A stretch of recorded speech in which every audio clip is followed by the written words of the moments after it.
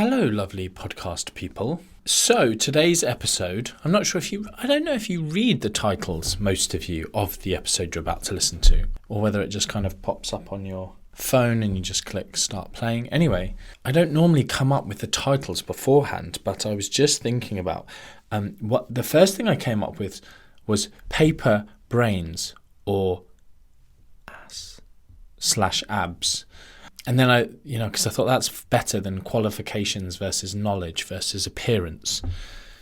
Anyway, I've landed on there is zero correlation between someone's knowledge and their appearance as the title. And I've used zero in capital letters just to try and be a bit absolutist in my statement. So that some people are like, well, no, I want to argue.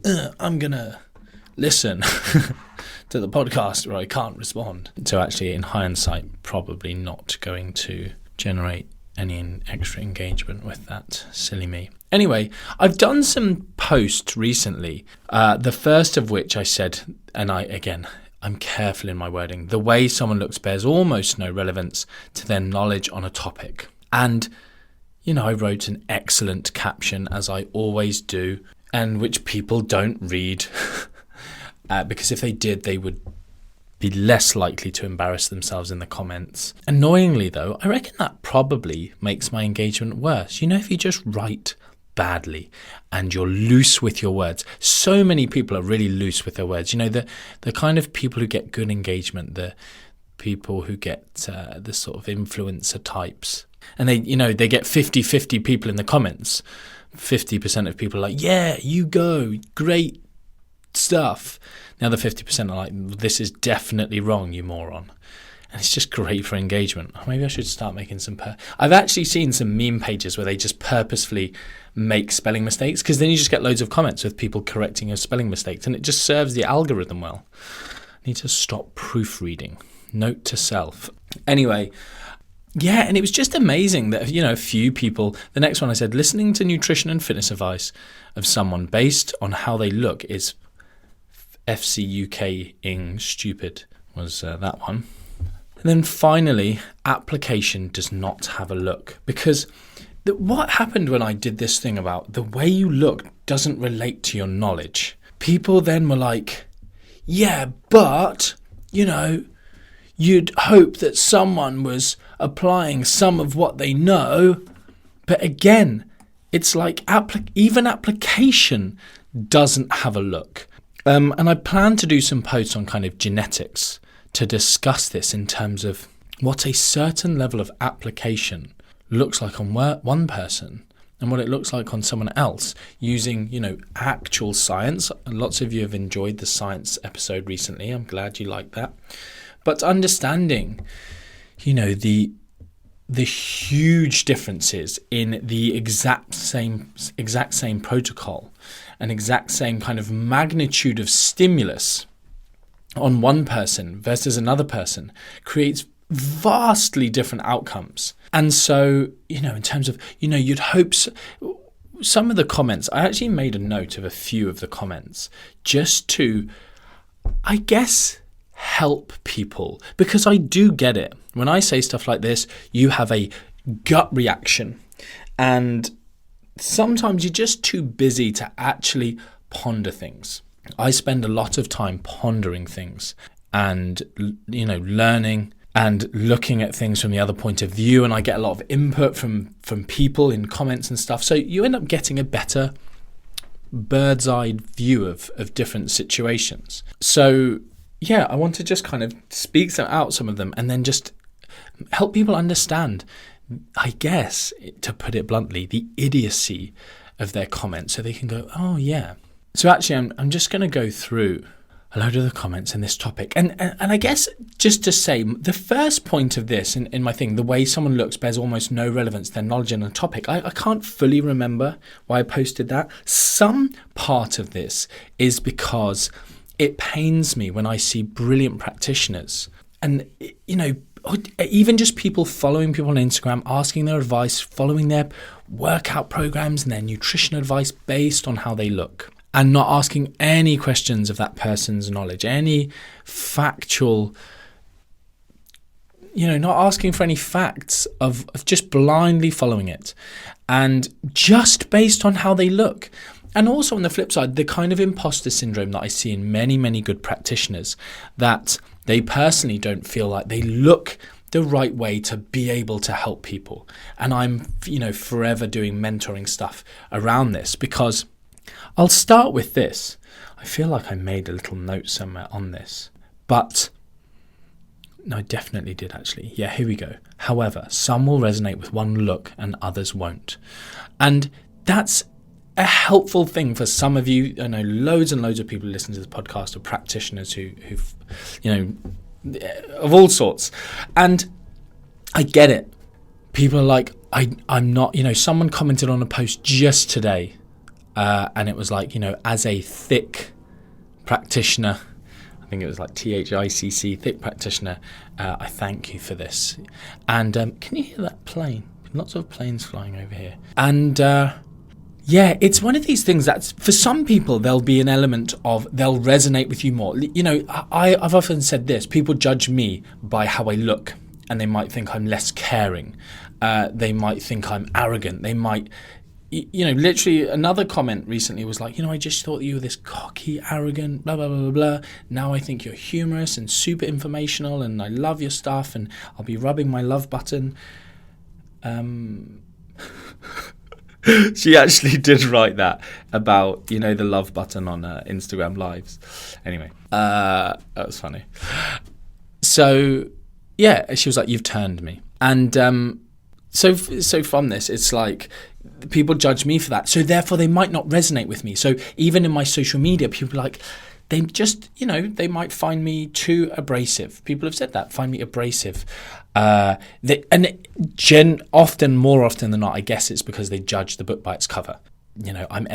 I've said this a few times, but being a little bit in the 21st century, 22nd century, enemy number one being a white, confident male, mostly straight, CIS male, quote unquote successful, etc.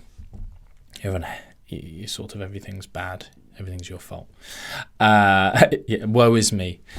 But so moving on from this, I want to encourage people. It's like if you're someone who's actually struggled, again, quote unquote, with your weight, and you've been on a journey, for instance, and people will resonate more with that sometimes than just seeing someone who maybe is just they deem as out of reach for their attainable type goals. So that can be good. You might see more. And I guess this brings me a little bit onto one of my next points, which is just about people going, well, mate, I've been working in commercial gyms for 10 years. Right, well done. 10 whole years. And, people are always going to judge people by how they look. I'm not saying they won't. I'm saying they're morons. And my comment was, my default is that people are morons. My default in reading your comment, mate, is that you're a moron.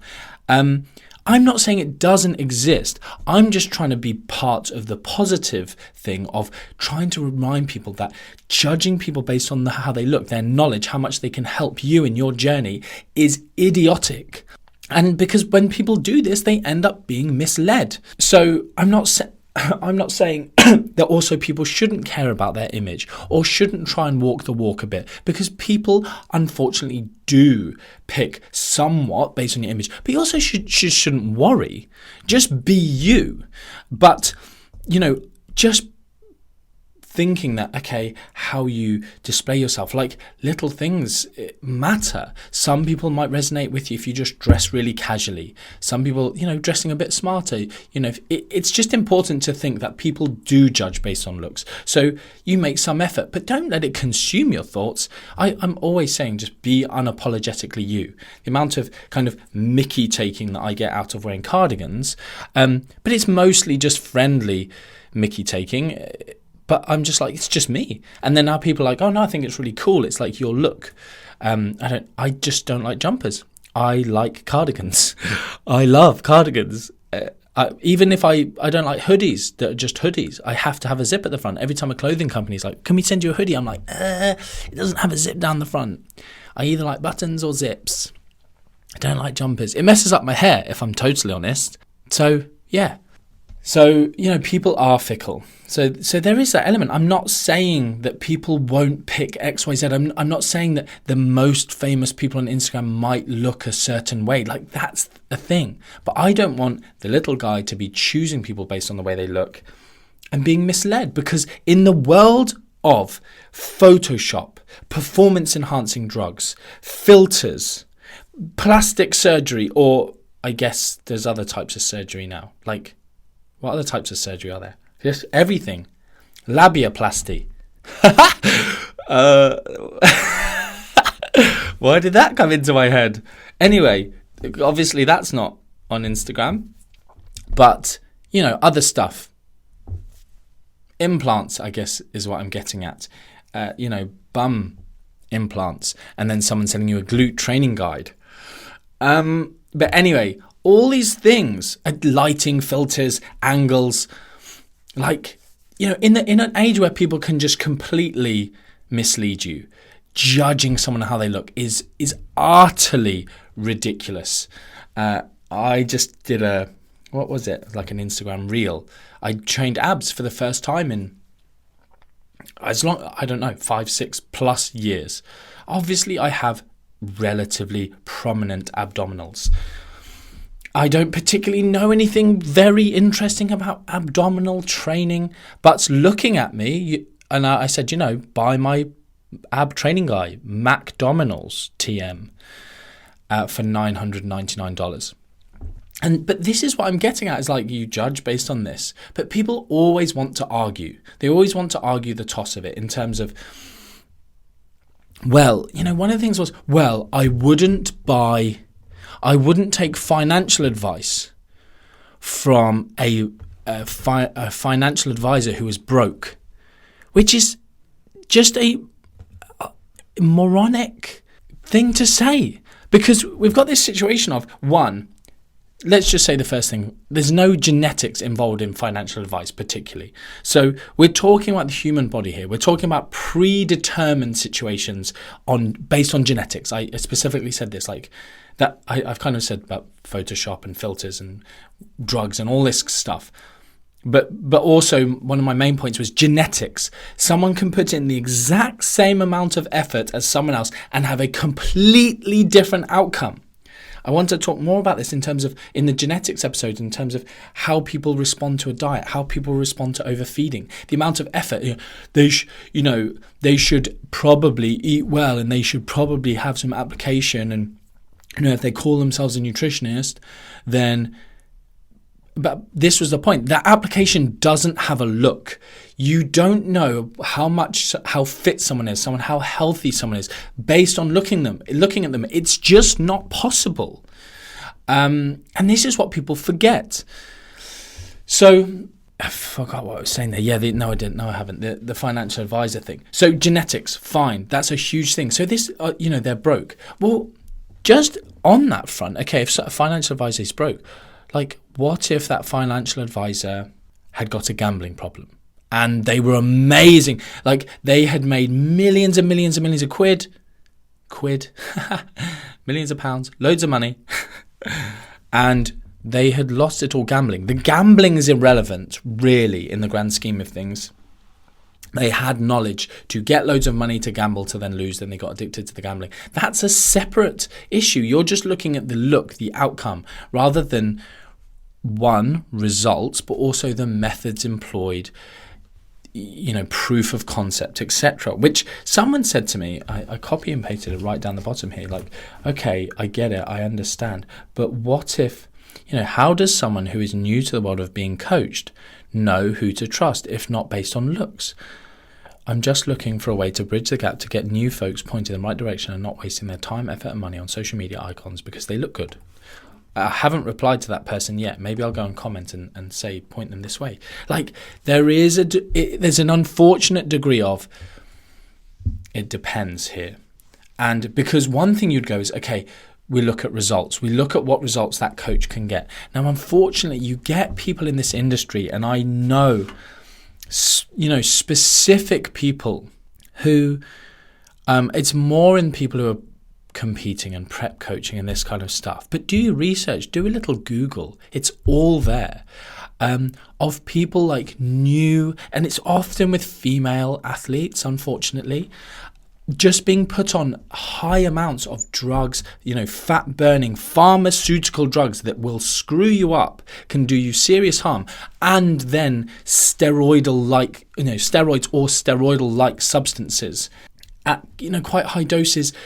That these things aren't without ill effect. And these girls going to these trainers, these coaches, whoever, and being told, oh, you want to look like that? Well, you can't just do that naturally, and almost being belittled to thinking they could have. And therefore almost being pushed onto this stuff, and then being given the most extreme diets to go alongside them. People go, well, you can't question his results. Yes, I can.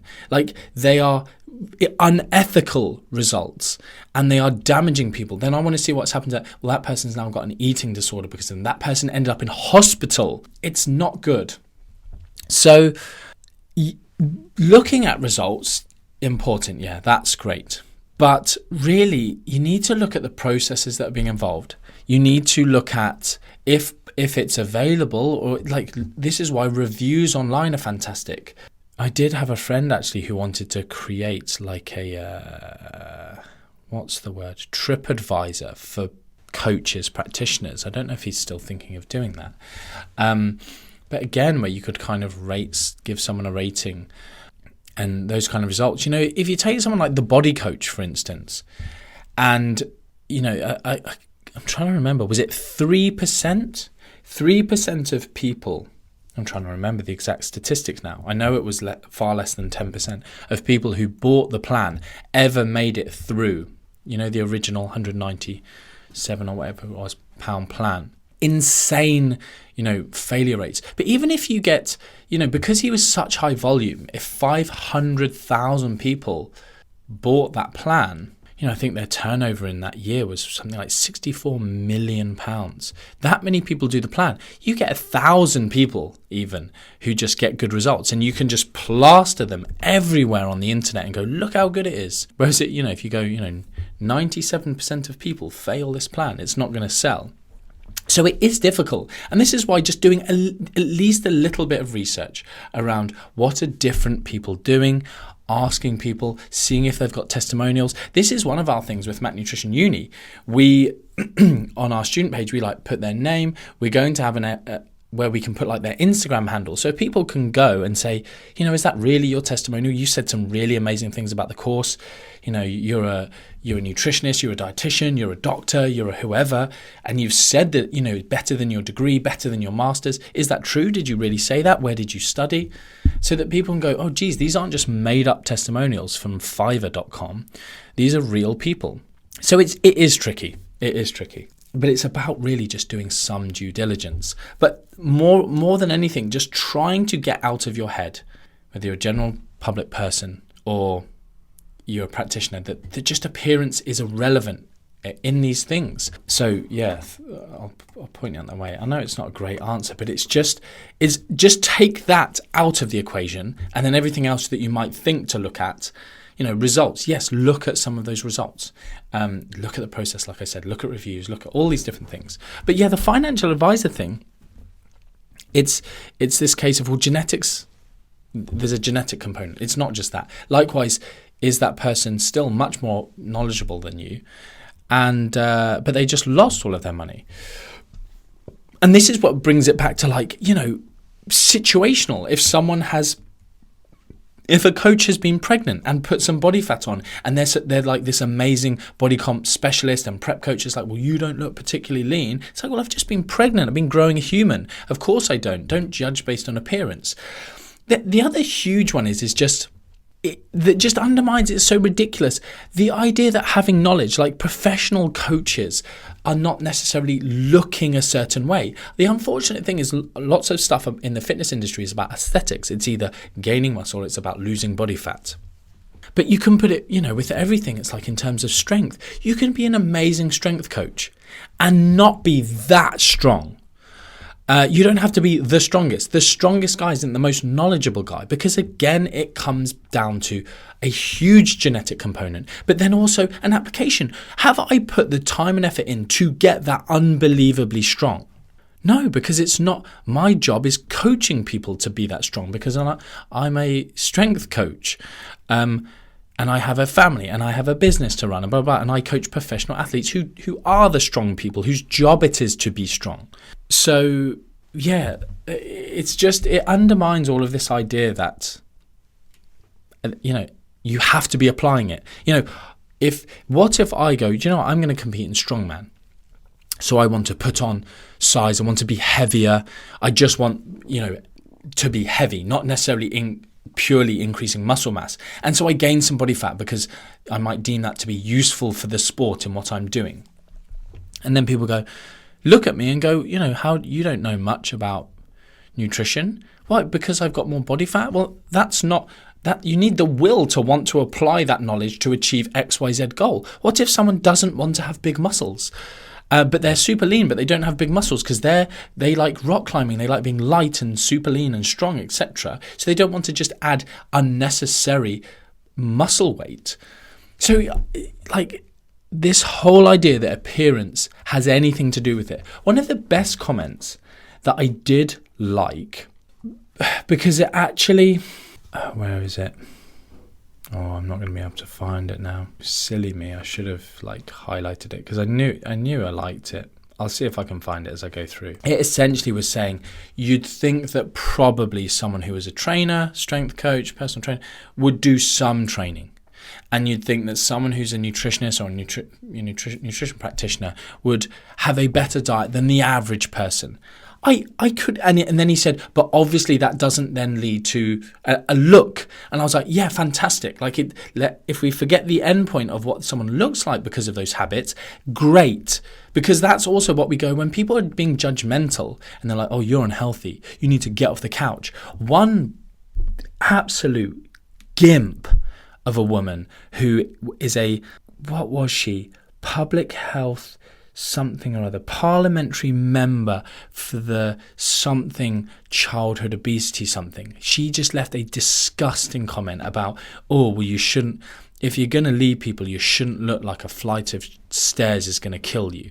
I was like, oh my goodness, please tell me you're not actually what it says in your bio. It actually makes me kind of angry. I'm literally thinking, I never actually posted her on my story and just abused her. But it's just Martin, that's just not nice to do that. But I'm just I just want to, drives me mad. What a gimp that this person has actually got any seat at the table on discussing childhood obesity when that's the stuff that she spews out of her mouth online. But and I was fairly balanced and nice when I responded to her, but she was just more of a gimp in her replies. Anyway, but again, what does looking like a flight of stairs will kill you mean? Someone who genetically has a higher level of body fat, society has skewed us down of what the difference between healthy and, now it's if you don't have abs, you're just carrying a bit of extra fluff. It's no, I'm just a normal human being. It's kind of crazy how things have been skewed. So I sort of went off on one about that gimp women, didn't I? Application, yes. Yeah, tending to, it doesn't have a look.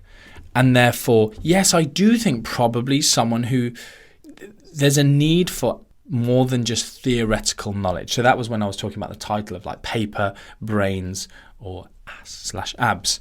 And it's qualifications. But again, another thing that people kept commenting on was, actually, practical experience from coaches who've done it in the trenches are really, rather than just having a qualification. I literally never mentioned qualification in a single one of the posts that I did on this. But people just have this bias of I didn't go to university, but I'm just a great coach. I've worked in commercial gyms for 10 years. Unfortunately, you do need to have learnt from the right people. And because otherwise it's just I've learned by my N=1 experience with a whole 150 clients. It's you're just a moron. If you haven't looked outside, this is when I talked about science, why science helps us, because we are human. If we just observe stuff, we make often incorrect observations. In our kind of reductionist, I explained about reducing it down to the simplest answer. When this person cut out gluten and they just lost weight, and therefore the gluten was really just causing inflammation. Like, people pick up these dumb words that they just stick in. It was the cortisol. Once we controlled the cortisol, everything got better. Lol. So, yeah, like qualifications versus the practical knowledge. So that person's saying, you'd expect them, I would expect them, to probably just have trained a bit so that they understand what they're coaching, if they do coach training stuff. And if you are a nutrition practitioner, to have a somewhat good diet, just paying some attention. Like, people go, you have to practice, you have to look like you practice what you preach. No, incorrect. Get away from the look. But yeah, if they're just like, I literally couldn't care less what I eat, it's completely random, I'm completely controlled by my environment, I don't make any intellectual decisions, you would call into question that individual of, I don't know how much you really understand the practicalities of things. But it doesn't have a look. It's just that they probably should care. It's also a case of, my diet is 50% fantastic. People talk about 80-20. Mine's genuinely 50-50. But I still have 50% good and decisions made, and then 50% of just pick and mix sweets and squashies. But having 0% of that is where the issue. That's where that person's comment was good. They should have a better diet potentially than the average person. Great, yeah, cool. But not the best diet, and it doesn't have a look. So, yeah, like this whole, like, qualifications, I would never praise qualifications because I have such a dull, dim view of most nutrition qualifications in the world. I really value individual people and the effort they've applied in their ability to take what they've learned and see where the deficits in their learning have been, and to continue to learn as a lifelong learner. I have several high-level qualifications, and I am now and over time was aware of all of the deficits in my knowledge that I needed to keep learning through both practical experience and learning from others and reading, etc. So qualifications, no, like, that's never what I'm talking about in terms of this knowledge. Knowledge is both, theoretical and practical from application, but it's about this. It doesn't matter what someone looks like. And it does amaze me that I get any kickback on any of these posts. It's when someone said, when it comes to people's physiques, yeah, it kind of does. And I was like, I've literally written a good, well-worded post explaining to you why it doesn't. Dumbass. I really feel like this podcast gives you a bit of an idea of what goes through my head and then you see me replying, thanks very much for your comment. I don't always reply. I'm only human though. When you get comments like that, you just think, oh, you absolute goon. Right, I'll just see if there's any other comments here that I think are worthwhile. This was, I wish clients got this. I have an MSc in exercise science, but I have disabilities, so don't look perfect. But my knowledge is good. It's a loss for them out there. It's like, yeah, that's a real kind of nice one to just obviously explain how ridiculous the idea of linking the way someone looks to their knowledge. Well, it obviously depends. More than likely that someone, if this actually was from a coach / trainer / like I looked at his Instagram, more than likely know something if they have or have reached a reasonably lean physique. Think you're playing to the crowd with this one, mate. You're not my mate. I said, this is an incredibly naive and surprising comment that you think leanness requires knowledge. It's just, it's just dumb, isn't it? It's just dumb. I'm reducing it just to that statement. It's dumb. The whole podcast does explain why it's dumb. I'm not just being unnecessarily ad hominem in my attack. So yeah, I'll do more posts on this. I'll think about it more. I think as well, it'll come to some of this stuff I really want to talk about. This will be a wisdom episode, I think. And the next one will be a nutrition / physiology, genetics episode, where I will talk about specifically, genetic differences in responses to exercise and the magnitude of that and how different it is, and point you to some of the research on that. And like I said, like, when you can say to someone, I'm going to do I recorded a reel today about eat less, move more. Like, oh, you just eat less, move more. Being obviously useless advice. But in terms of someone putting in effort and the outcome of that, like I'm not going to link this research in this podcast. I'll do it in the next one. But you can give two people the same number of, you go, right, what's your maintenance? What's your maintenance? Right. Both of you eat an extra 1,000 calories a day.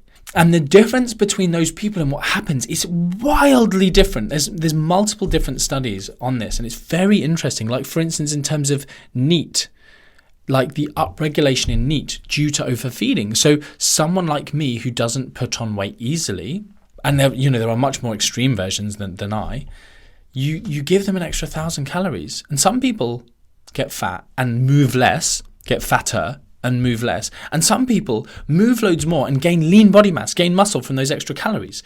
And then people go, oh, you're lazy. Look at you. You must be lazy. You haven't got good habits. What? I go to the gym. I'm exercising. I'm really fit. All my health markers are really great, but I've got a bit of extra body fat because of my genetics. People are like, oh, you're just using your genetics as an excuse. They're not an excuse. They're an incredibly powerful factor in how someone looks and in this. People often ask me, is body fat set point a thing? It's got really strong basis in terms of the body defending some sort of set point, at least downwards. Unfortunately, not, in some people, not upwards. I say unfortunately because of our society, but just your body will gain some people's bodies will gain body fat quite easily, but will just defend it going down to any great extent. Anyway, I hope you've enjoyed that. And, I'll do this genetics episode to follow on. This wasn't nutrition, was it? Was it nutrition? Wisdom? Oh, it's tricky. It's more of just a rant. Hope you found it helpful and interesting. Thank you for all your reviews of the podcast recently. Really appreciate it. It went to its highest ranking since the podcast was released, when it was really high. But yeah, until next time, much love.